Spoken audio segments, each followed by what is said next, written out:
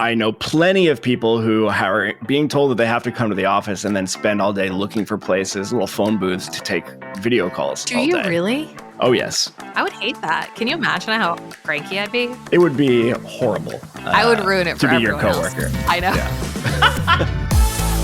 Hey, everybody. Welcome back to the show. I'm Rodney Evans, and I'm here, as always, with my co-host, Sam Spurlin.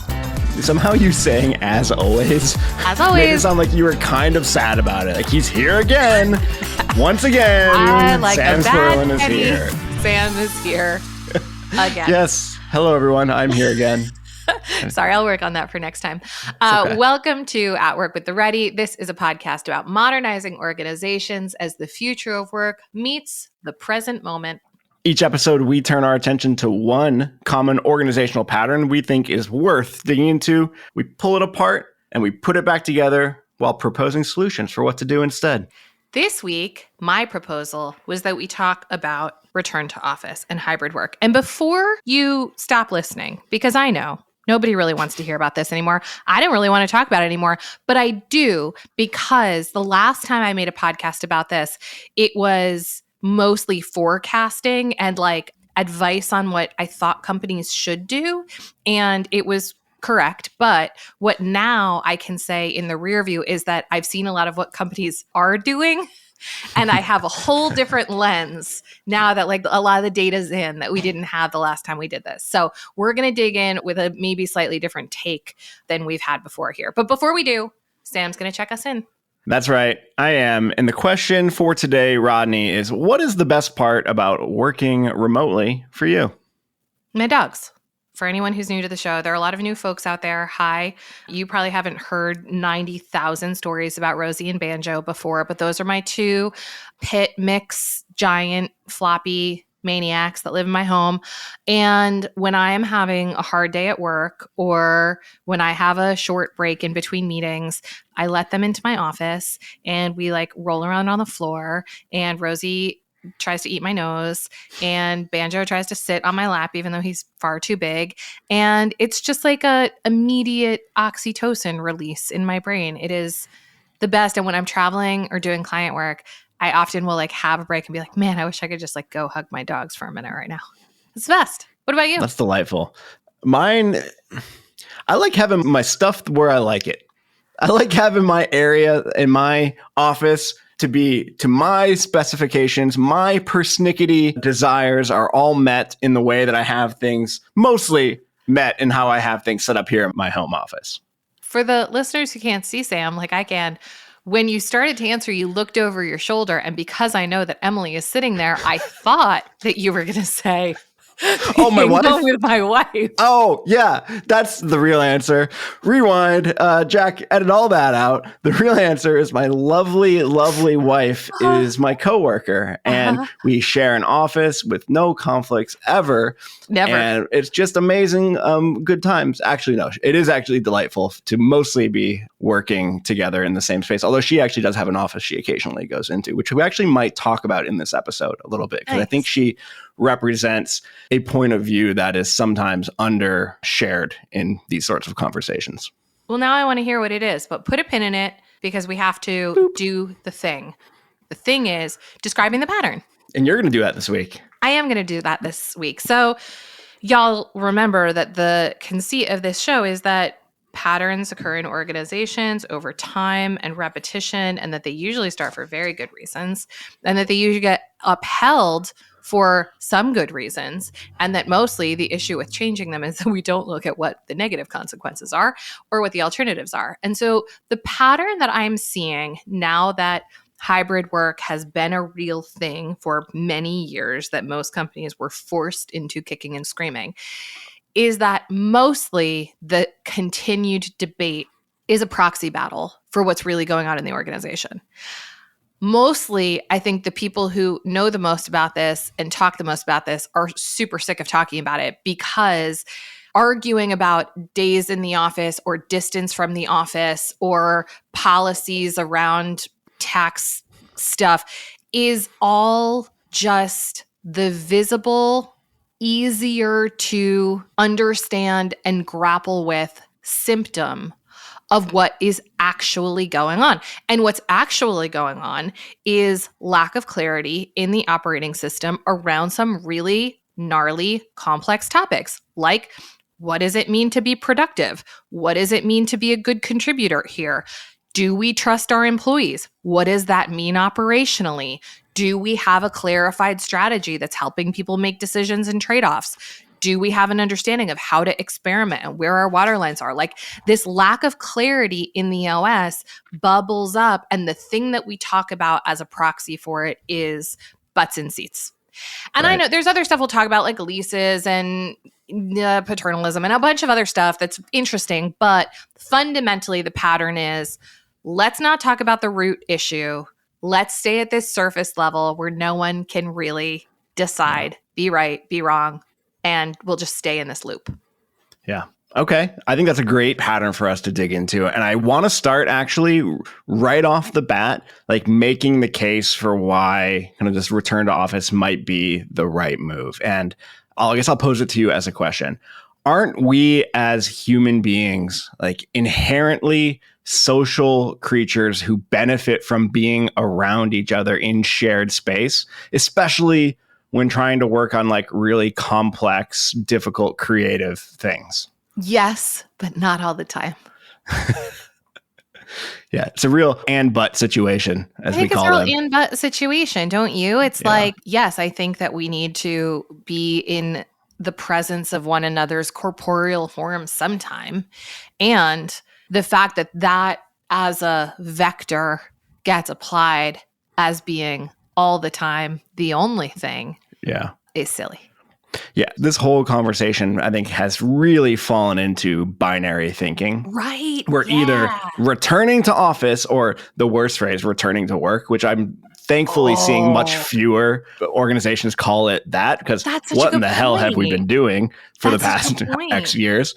So we either are coming all together all the time, or like, 3 or 4 days a week, or we're completely distributed, never seeing each other. We're basically DAOs of anonymous contributors, like working on a thing together. And as I think a very wise woman once said, there's always a third way. There's a third way. You're the wise woman in this situation. Oh, thanks, Sam. That was you. That was me quoting you, but I'm not actually, I mean, I don't know if it's a direct quote. It's a paraphrase. To paraphrase. So yeah, in terms of why this argument persists, I think there is the reality that we like to be together and that good stuff comes from that. I think binary thinking, even as a means to its own end, is part of why it persists, because we allow ourselves, I think we allow ourselves to be trapped in a, like, this is a yes or no answer that we must land on at some point. So I think part of the persistence and the stuckness is even the conceit that it is binary, which it is not. Why else does it persist, Sam? Well, I think you alluded to this, but it's so much easier to like argue over stuff that you can actually see. Yeah. We love the metaphor of the operating system, and there's lots of things that are visible across the OS. But by definition, we often talk about the OS being the unseen stuff. And unseen stuff is hard to talk about. It's hard to see, obviously. So let's instead have this proxy conversation, this proxy battle about what we can actually see, which is, we know pre-COVID, everybody was in the building and things weren't great, but at least I understood it. And now post-COVID, people are not in the building, or some people are and some people aren't. And me as a senior or middle leader I'm confused. I'm sad. I have my own things to deal with and I don't know what to do about it. And I guess so I reach out to what I knew from before. Yeah, I'm having big feelings. And, we've talked about this in other contexts, but the other part of the human condition here is that we are much more likely to return to something dysfunctional but familiar than to create something that's new and better but uncomfortable. And I think your point is like exactly that. It's like, we hated it when we were stuck in the office 5 days a week and all we did was like complain about it. But now when faced with like design your own future or go back to this shit thing you used to complain about, we're going to pick the shit thing every time because we're humans. Yeah, and especially when we also have, sunk costs of commercial real estate leases and buildings and everything, which I think will be very interesting to see how that shakes out as many of these leases come up for renewal and are obviously not going to happen. I've seen very interesting things online around, 5-year leases signed in 2020. Like, we're coming up on them. What do we think is gonna happen? It's not going to be a bunch of people coming back, and I think that'll really shake things up as well. So I think we're seeing the last gasp of organizations trying to kind of head off that real estate apocalypse that they are sitting on. Yeah, I think that's right. Let's talk about why this pattern that is persistent of staying in the argument about return to office. Let's talk about what the cost of that pattern is. Why is that bad? Well, I would imagine there is a lot of disparity in terms of who has benefited or been harmed by being able to work remotely. Yeah. And I think I don't have stats at hand at the moment, but women in particular benefiting from a more flexible work environment, and often these misogynistic leadership groups kind of overlooking that and grasping for what they have known are most comfortable with, which is, as we said, everybody coming back into the office. Absolutely. I will ask Jack to link to a wonderful article written for Fortune by a friend of mine, Erin Grau, the title of which is Flexible Work is Feminist. And I totally agree with you. I think a lot of the people who are making the hardiest, throatiest, most aggro claims about return to office are not doing so with a backdrop of data, with a backdrop of a diverse workforce that has different kinds of needs. I really thought a lot about this over the weekend because I realized that it was reminding me of something that was stirring up some big feelings in me, which is that there have been a lot of moments and times in my career where something that I was advocating for or that I strongly believed in was dismissed by power holders as being like soft. And I think that flexible work often gets painted with that brush by traditional white, male, middle-aged, wealthy power holders who are like, oh, this is a squishy topic for people who want to like watch soap operas or like be in their pajamas all day. And it's like, that is a very easy and very lazy way of dismissing a growing body of data and the real material needs of a diverse workforce to be productive. Yeah. And the thing that it started to remind me of is things like ways of working that I've definitely had clients in the past be like, I mean, this check-in round thing seemed like kind of like fucking like kumbaya. You know what I mean? And it's like, yeah, man, like the data is in that like shared voice creates real performance. You asked me to help your team perform. I am doing this. And now because it doesn't feel like the way you would do it or what's most intuitive for you, it's like soft or it's not real or it's not how you get at those results. And this feels to me like energetically like more of that. Yeah, totally. I track that as well. I mean, I think the other aspect of this is that by having this proxy battle, we get to avoid having the real conversations about what do we do instead. And these things don't have easy answers, and they're not the type of thing you like sit down for a day and hash it all out. Oh, we've designed our perfect operating system and now we just have to go implement it. Like, no, we have to work steadily at this persistently over a long period of time. And if we're fighting about RTO, then we're not doing the other thing. And we're totally losing sight of the stuff that will make us more adaptive, make us more effective in the market, will give us the characteristics that people will want to come work with us. Our partners want to work with us. All of those things, you're not doing any of that when you're arguing about RTO. You're just arguing about where butts are going to be. Yeah. And we shouldn't be talking about butts as much. But to your point, a lot of time and energy can be invested into this kind of distraction, which feels like a solvable problem. And this is actually more related to the Ready than related to clients. But my experience in effectively being like the chief org designer for the Ready for the last bunch of years is it is very appealing when there is something that creates a lot of tension that's very visible to think that if you just put that one to bed, somehow everything else will be better. Everything else is just gonna like the tumblers are all gonna fall into place. And like I think to a very small degree, sometimes that's there are versions of that. Like certainly Yeah. in terms of all of the work that we've done around comp in the last year, and sometime we'll do an episode on that and have some of the people on who actually did that work because it wasn't me and Sam. But like certainly there was something like in our OS that was radiating issues out around Yeah. really what we paid for and how we assessed for that and how we thought about it. And doing something about that certainly made a bunch of those other symptoms less obvious, but it didn't fix everything. It created a whole bunch of other needs. Well, totally. And I think those tensions that are being radiated across these other organizations where RTO is this major thing, it is being interpreted as being about return to office. But to the whole point of this being a proxy battle, it's actually pointing at other tensions, which we can more directly do things with and not have to fight this huge battle around the RTO stuff. Like we can directly address some of these tensions, I think. I agree. The one other thing I want to say in terms of the cost of this pattern is that it does butt heads quite clearly with other environmental and existential challenges.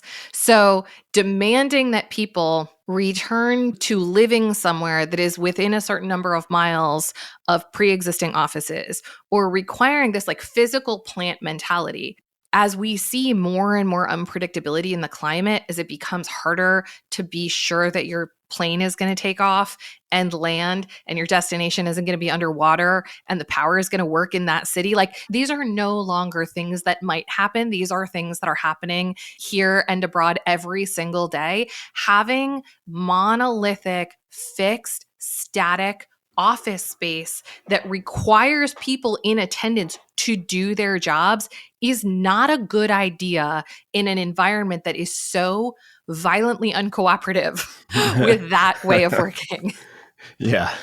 It's almost kind of quaint. It's like a real like 1950s view of like, we all come together and we sit in this building together and we do our reports and here we go and we'll all go home and the work of the office is all done for the day. Like what? It is a relic of a different time, and that different time is becoming even more different more rapidly as we go into the future. Sad to say.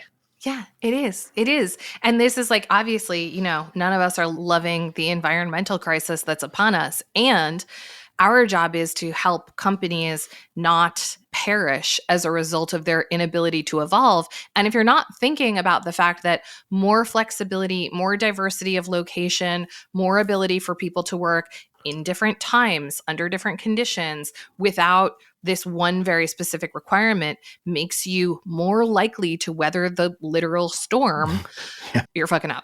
Okay, so all right.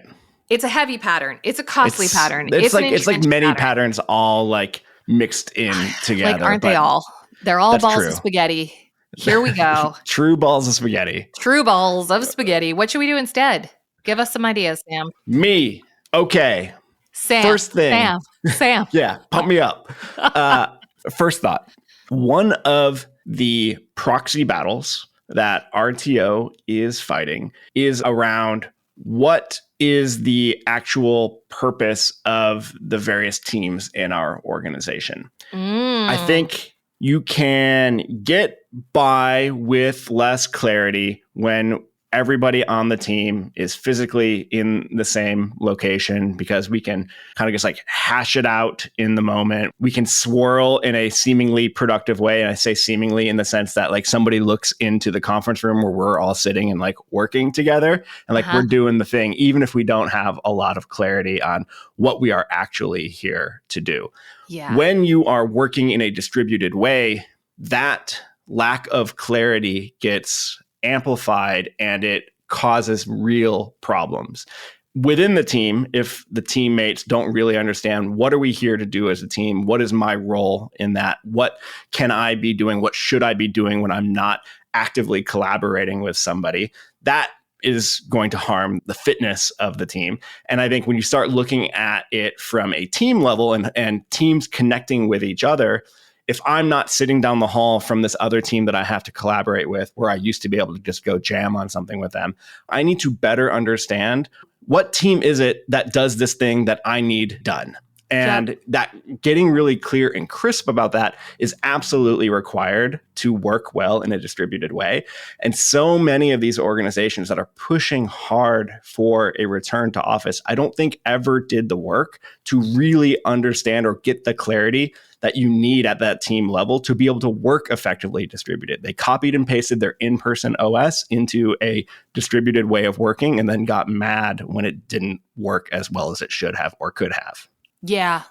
I want to add two things to your idea. One is I was going to make a similar point, but just at the individual level. I think the team thing is right on. And something that I've seen a lot in self-managing kind of teams and orgs is that people do really want to know what contribution is enough.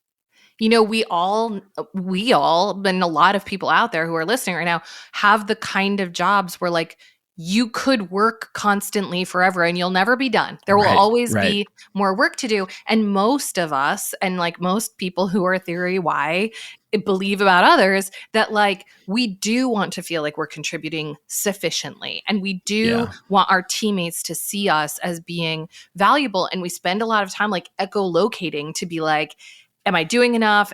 Is it good enough? Am I good enough? Et cetera, et cetera. And I think that getting to that clearly by role or by person or by output or whatever is really hard to do. And it's way easier to just say, look, she's in the office 9 to 6. She's doing something. I see her all the time. And you could flip it to yourself. I'm in the office from 9 to 6. So I'm doing like, what else do you want from me? What else do you want from me? So I think to your point about clarity at the team purpose, clarity in terms of what we mean by contribution, not in terms of hours, but in terms of outcomes is really, really important. And the other thing that you said that resonated was when you were like, they copy pasted their OS from in person. Right before I got in this meeting, I was talking to Brian Elliott, friend of the show, friend of mine, amazing human, very smart on hybrid work. And he made the point of you can't just like hand people Zoom and Slack and be like, now you're digital, you know, like it's the same thing where it's like, what is the new way of working around this? It's not just the technology. It's how are we asking them to use it and to what end? And those are the conversations that we don't have. So we just argue about how many Slack channels or how many desks instead of being like, what are we trying to do with this? Right. And specifically what that usually looks like is we have not really understood what it looks like to work well asynchronously. That's right. Because, I mean, that's the big opportunity with a distributed way of working is that I don't necessarily have to be in real time talking to you to make work go forward. And yes, thank God. This is also true when you're working in an office, but it just becomes much more obvious when you're working in a distributed way. So as a team, have we actually sat down and said to ourselves, how do we want to work asynchronously? What does that mean to us? And generally what it means to work asynchronously is you actually need more structure. You need to be clearer about how you jump into something and contribute and how you ask for feedback. And it can't just be this kind of ad hoc free-for-all that you can get away with when you're in person. But if teams have not set aside the time or the effort to do some of that meta work, some of that chartering, some of that agreement making, then it's not a surprise to me that in some ways, RTO feels like it'll just fix all of that. Right. I totally agree. Rodney, what else should we be doing instead of whatever it is that we're doing right now? I don't think we're spending enough time understanding the needs of the users. And by users, I mean employees in this case. So again, if the technology is location, and the attendant policies, the end user of that technology is the employees, probably. And I think having an understanding that is not a projection from leadership or anyone else of what people actually want and need is really important. And, you know, Jack has been sharing a lot of research lately, and we'll link to some of it. Mark Ma is doing the Lord's work out there in terms of gathering data around this. But like, it is true that different individuals and just different strata of the population have different needs, and that often those with less experience in the workforce want to be co-located because they want to like see how stuff is meant to happen, and they want like maybe they want a more collegial vibe, you know, maybe they are newer to the location where their office is, and for a lot of younger people it's like a social outlet to have a place to go, and that's where a lot of like workplace friendships and romantic relationships are formed, etc. So like I'm saying that to say that there are different needs, probably demographically and in terms of experience in your organization, rather than one size fits all, or rather than CEO preference, or rather than even like saying, you know, I read about what Basecamp is doing and we're going to do their thing. Figure out first what people actually want and start to get some sense of that. And then from there, as we always say, like, first of all, have more than one way of working. There's not going to be a one size fits all answer for your workforce if you have any scale at all. And understand that you're going to have to make some trade-offs. So like you're not going to have all of the kinds of space for all of the kinds of meeting to occur synchronously that you want to have. That's okay. But understand what you're trading off. Like, are you trading off retaining parents in the workforce even over having maybe some of your earlier career folks in the office every week? Okay, fine. Like make whatever trade-offs you want to make as an organization, but make it using data from the organization you're governing, not just from the world or from your gut. Yeah, I love that. And I think the thing where my brain went is with those trade-offs, being upfront about them at the like hiring moment. I think a lot of this, of what we're seeing right now, is people who were hired during COVID who were told that we are now a remote company because company will say anything at, you know, that time to get someone they want to come work with them. And now for whatever reasons, they are deciding that return to office is what's going to happen. And a lot of people feel like they are being taken for a ride. Yeah. And I think obviously that's a pretty messed up way to approach this challenge. But in the future, if there is going to be a trade-off around, actually, we are going to all come into the office once a month or something, like being more upfront about that right from the beginning and not having to go through all of this pain of people having to uproot their lives to like make these changes. Yeah. Which I think leads to another idea you had that I want to dig more into, which is like, okay, let's say that what we land on is once a month in person for argument's sake. Yeah. What should we be doing in person? Like, how would you think about that? If it's not just determined by the day of the month, but it's determined on the job to be done, how would you design for that? Well, what I wouldn't do is make everybody come in person and then have us sit in Zoom calls all day, which that sounds fun. I know plenty of people who are being told that they have to come to the office and then spend all day looking for places, little phone booths to take video calls all day. Do you really? Oh, yes. And that's like the worst of all possible worlds. It's like commute to do the thing in a less comfortable, wow, gross. Yeah, exactly. I hate that. So, can you imagine how cranky I'd be? Oh my God. It would be horrible. I would ruin it for to be your everyone coworker. else. I know. Yeah. Yeah.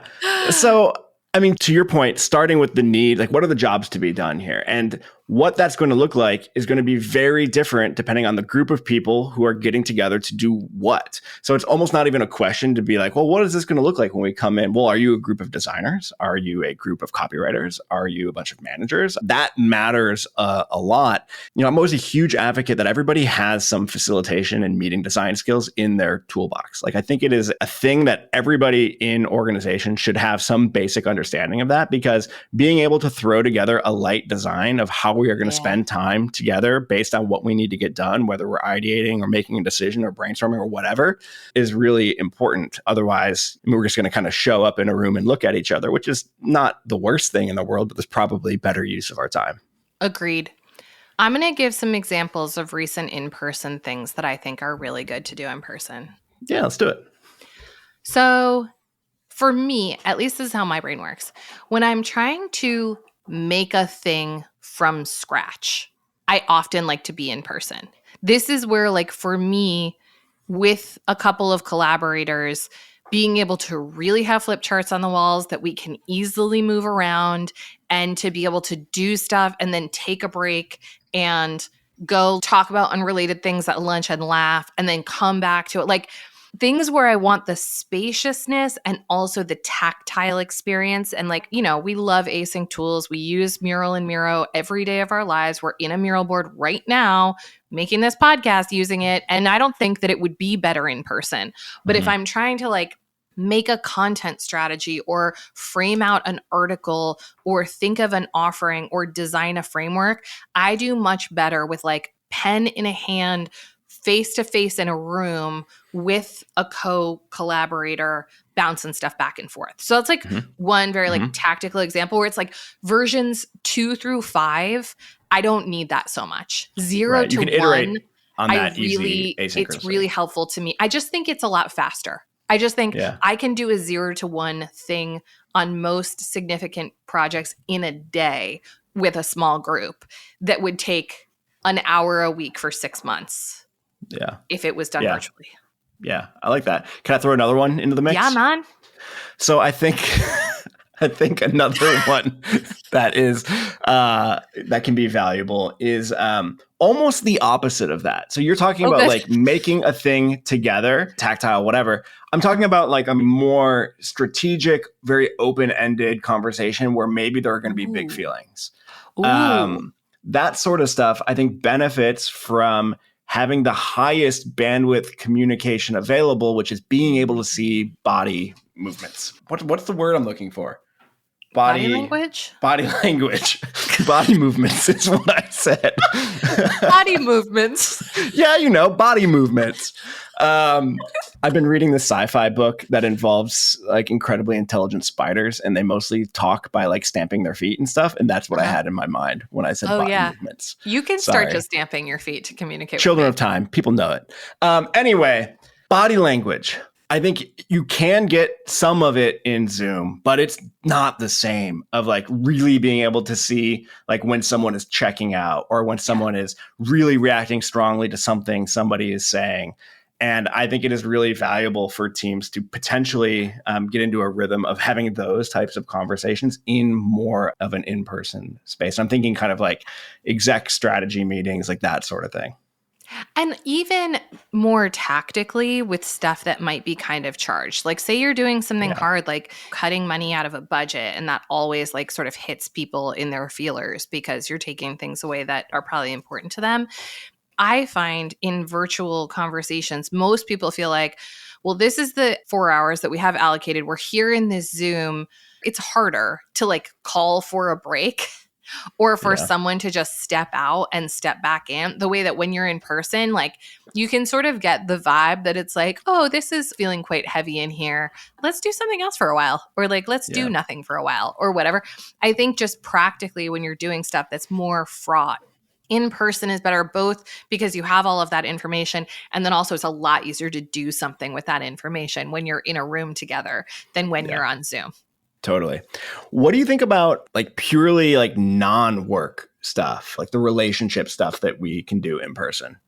I do think that that's super important and super valuable. I think people underestimate how much of that can be done virtually. And I think you can get quite a long way virtually if you design to gather with the intention of strengthening relationships, not just like being work robots. But like, do I think the moments when Zoe and I like go for walks midday around the block and get coffee because she lives 2 blocks from my house are unique in terms of the quality of our relationship? I do.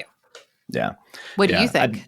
I think the same. And I was thinking about making the case of if organizations even only periodically brought people together to do 90% non-work stuff, it would make the rest of the time that they spend in distributed ways of working so much better. I know I feel that every time we come together for a retreat at the Ready. I know you guys have talked about this in episodes about how we do retreats and how we really over-indexed on being productive at first and have since swung very much in the other direction. Yeah. And I do think that if you are working in a primarily hybrid or distributed way of working, the stronger those relationships are, the better it all tends to go. Yeah. But that's not what people are talking about with RTO. So like, what are we even doing here? Right. Because they're not talking about like come into the office and have lunch together. No, they're talking about coming into the office and sit in your cubicle and swipe in so we know you were here. Yeah, that's right. Oh, Yeah, that's gross. I mean, again, though, to my earlier point about people being like, this is soft stuff, when actually people are like, we want psychological safety and we want a high trust environment and we want empathy. And then it's like, oh, well, it would be cool if you actually invited people to the office just to get to know each other. And they're like, that's for losers. That's for hippies. And it's like, well, Yeah. that is actually, from a research perspective, how you get all the things that I just named. But who am I to say? Who am I to judge? Rodney, let's do one more idea before we get into hot takes. You've got a thing written here that I'm excited to hear you talk a little bit about. Design a fractal algorithm for 1 quarter. What you mean? So this was a bit of an insight I had actually related to the point you just made about retreats, which is the Ready has a new algorithm for the whole organization. And one of the big insights that drove that redesign was that we're too big for retreats to do all the things, and too distributed, not geographically, but in terms of the work we do, for there to be a lot of like essential stuff that is shared to be done in a retreat context. And also that our lack of other containers was putting too much pressure on this very interstitial moment twice a year that we get together. And so the idea of the operating rhythm for, in our case, an organization, but for companies that are bigger than us, which is a lot of you listening, this could be for your function or for your team, is like figure out what the kinds of conversations are that you want to be having and where there should just be celebration or there should just be connection or there should just be fun, and where you want to really dig into strategy or where you want to define contribution or where you want to gather user needs, all the things we've talked about in this episode and all the other things you need to do. And just try doing something at your org level and your team level and frankly your individual level for 1 quarter that is meant to get at that. And like, you know, we've talked a lot about algorithms. You can go listen to other episodes to get ideas for the kinds of meetings that generally live in a really good operating rhythm. But I think that, again, the office is a blunt instrument that does not solve the problem of how we convene around the work that needs to be done. Mm-hmm. And even if the operating rhythm that you design for a quarter sucks, just try that rather than being like, we'll get everybody here and hope for the best. Try creating something for 3 months that's like our team retros monthly, our leadership team strategies quarterly, our working team action meetings weekly. And at the end of that quarter, be like, was this better or worse than when we sat in cubicles and breathed the same air? Chances are it'll be better. I mean, we'll see. Let us know. I like our new algorithm. It's pretty great. It's so good. I love it a lot. All right, Sam, here comes the stinger. Hot take zone.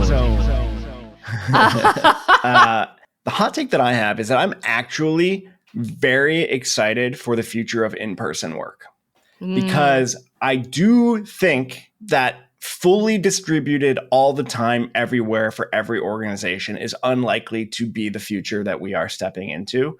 And as we just spent 40 minutes talking about, neither is fully return to office. So Agreed. If we're going to create a third way here, what is possible with that? That is actually really cool. What does it look like for organizations to be really thoughtful about how they bring people together in various headquarters or regional offices to do very well-designed, smart things? Like that is such an opportunity that was not available to many organizations pre-COVID. That is now very much on the table.